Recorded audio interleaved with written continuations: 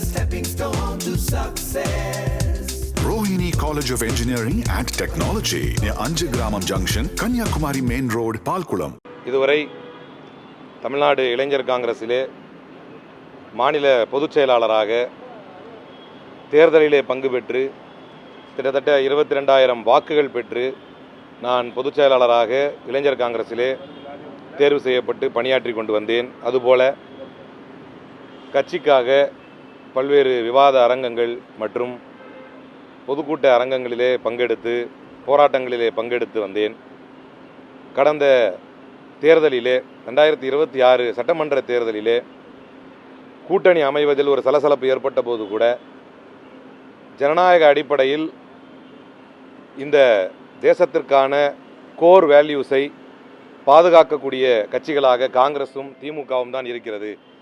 எனவே நாம் திராவிட முன்னேற்றக் கழகத்தினுடைய கூட்டணியில் தான் தொடர வேண்டும் என்று தொடர்ந்து குரல் கொடுத்து வந்தேன். அப்போதே சில நெருக்கடிகளுக்கு கட்சிக்குள்ளே உள்ளானேன். அதற்கு பிறகு சிறந்த முறையிலே கூட்டணி அமைந்தது, தேர்தல் நடந்து முடிந்தது. கம்யூனிஸ்ட் விசிகா கட்சிகள் கூட ஒரு நியாயமான அடிப்படையிலே ஒரு ஆலோசனையை செய்து தாவேகா கூட்டணிக்கு சென்றபோது, அல்லது தாவேகா கூட்டணிகளில் தாவேகாவுக்கு வெளியிருந்து ஆதரவு தெரிவித்த போது, காங்கிரஸ் கட்சி மட்டும் எந்தவித அழைப்போ எந்தவித நியாய தர்மமோ பார்க்காமல்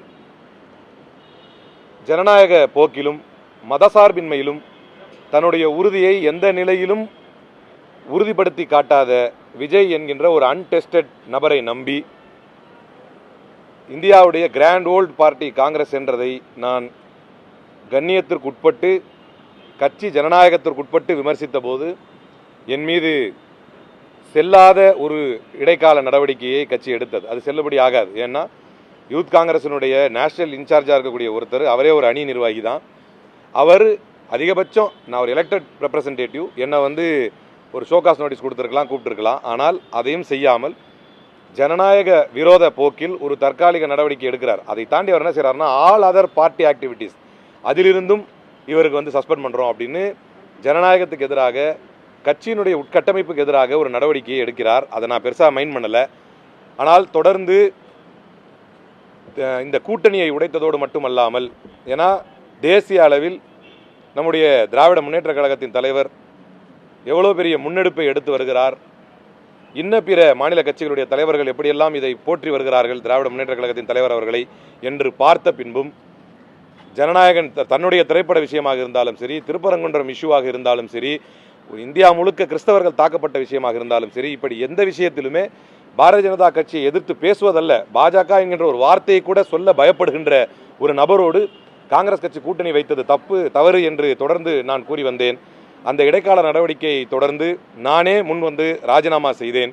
இன்றைய தினம் திராவிட முன்னேற்ற கழகத்தில் என்னை அடிப்படை உறுப்பினராக திராவிட முன்னேற்ற கழகத்தின் தலைவர் அவர்கள் முன்னிலையிலும், இளந்தலைவர் இன்றைக்கு தமிழ்நாட்டின் சட்டமன்ற எதிர்க்கட்சி தலைவர் அவர்கள் முன்னிலையிலே நான் திராவிட முன்னேற்ற கழகத்தில் இணைந்துள்ளேன்.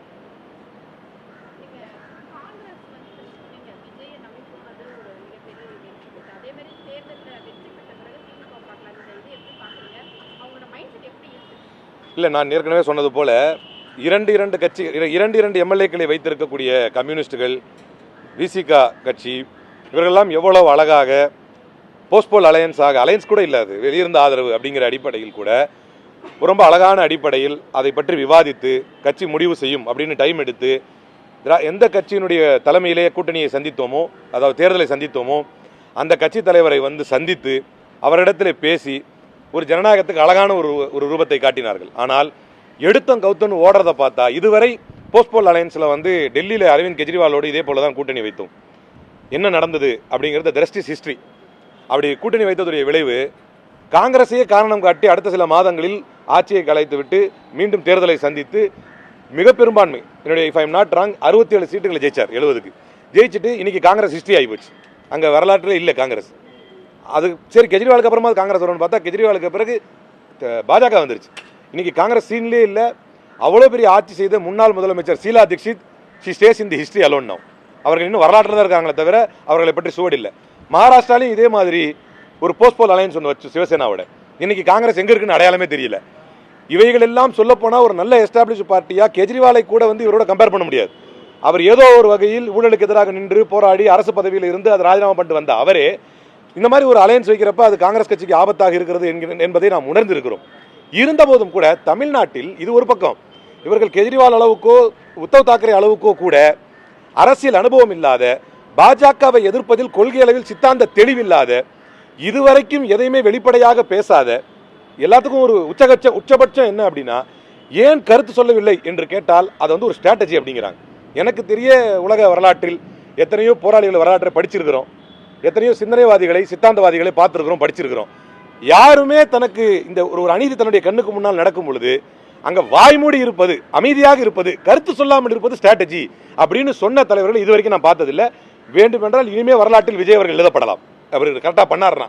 அப்ப விஜய் அவருடைய அரசியல் பிரவேசத்தை எதிர்ப்பதில்லை யாருமே, ஏன்னு கேட்க முடியாது, அது தப்பில்லை. ஆனால் அவரோடு பாரதிய ஜனதா கட்சி என்கின்ற இவ்வளவு பெரிய சக்தியை எதிர்கொள்ளக்கூடிய நாம் எப்படி கூட்டணி வைக்க முடியும்?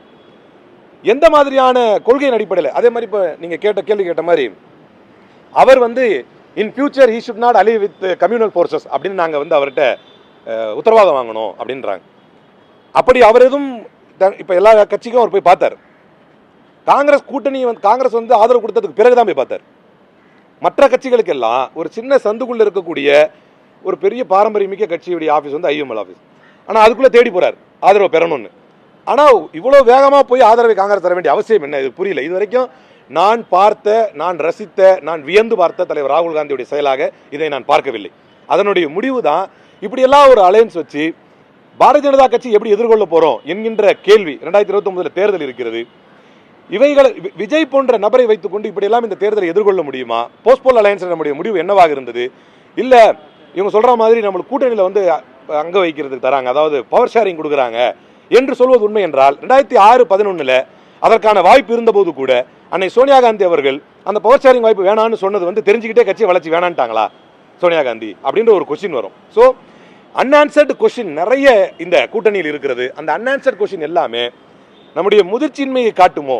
பாரதிய ஜனதா கட்சியை எதிர்கொள்ளக்கூடிய தகுதிமிக்க கட்சி என்று தேசிய அளவில் பார்க்கக்கூடிய காங்கிரஸ் பலகீனப்பட்டு போய்விட்டதோ விஜயுடைய கூட்டணியின் சென்றதன் மூலமாக என்கின்ற முடிவு எடுத்துதான் இன்றைக்கு திராவிட முன்னேற்ற கழகத்திலே நான் இணைந்திருக்கிறேன்.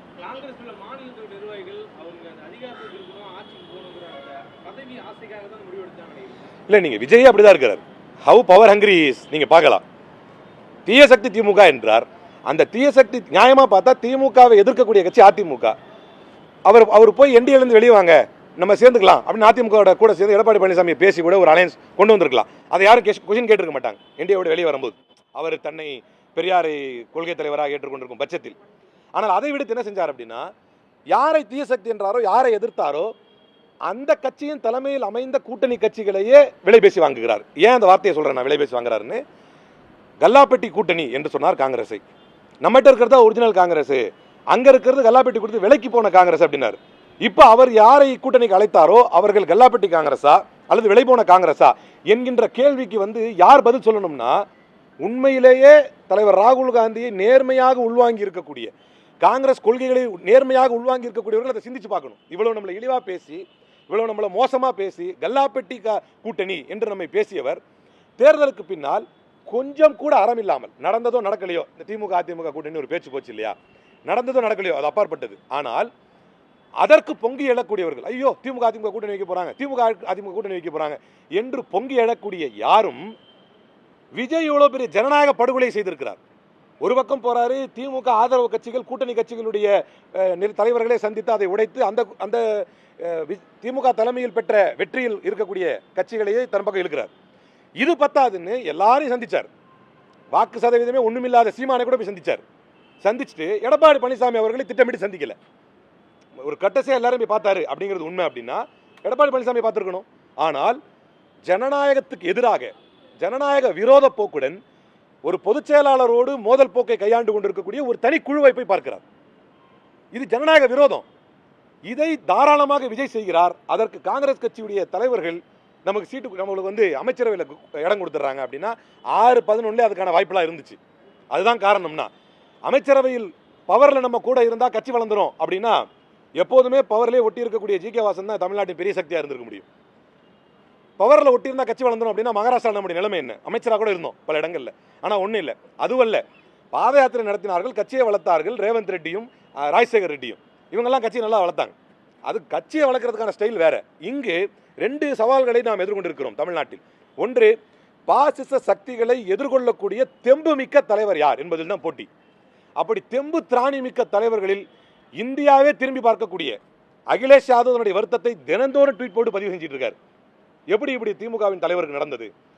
அதே போல தேஜஸ்வி யாதவ் தினந்தோறும் ட்வீட் போட்டு தன்னுடைய வருத்தத்தை பதிய வைக்கிறார். ஜனநாயகத்தின் தலைவர் என்று நம்பக்கூடிய தலைவர் ராகுல் காந்தி ஒரு வார்த்தைக்கு கூட இன்றைக்கு திமுக தலைவர் அவர்களை சந்திக்கவும் இல்லை, தன்னுடைய வருத்தத்தை பதிய வைக்கவும் இல்லை. இந்த தோல்விக்கு ஒரு வருத்த ட்வீட் கூட போடலை, மற்ற எல்லாருக்கும் போட்டார். மம்தா பானர்ஜி கூட தன்னுடைய கரிசனத்தை பதிய வைக்கக்கூடியவர். சொல்லப்போனால் மம்தா பானர்ஜி காங்கிரஸில் இருந்துவிட்டு பெரிய துப்பாக்கி சூடு போராட்டங்கள் நடந்தபோது இளைஞர் காங்கிரஸ் தலைவராக மம்தா பானர்ஜி அவர்கள் இருக்கும் பொழுது கிட்டத்தட்ட 4-5 காங்கிரஸார் அவருடைய போராட்டத்தில் சுடப்பட்டார்கள். அப்படி சுடப்பட்டு தான் தலைவராக முன்னாடி வந்தார். நியாயமாக பார்த்தா மம்தா பானர்ஜியை விட திமுகவிற்கு அவர் தன்னுடைய ஆறுதல் ட்வீட்டை போட்டிருக்கணும், போடலை. அப்படின்னா இது எதை காட்டுகிறது?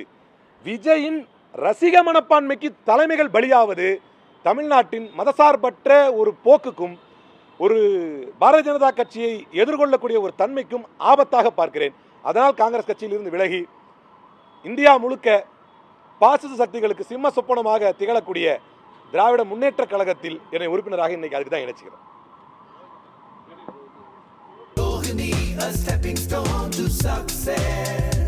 Rohini College of Engineering and Technology near Anjagramam Junction, Kanyakumari Main Road, Palkulam.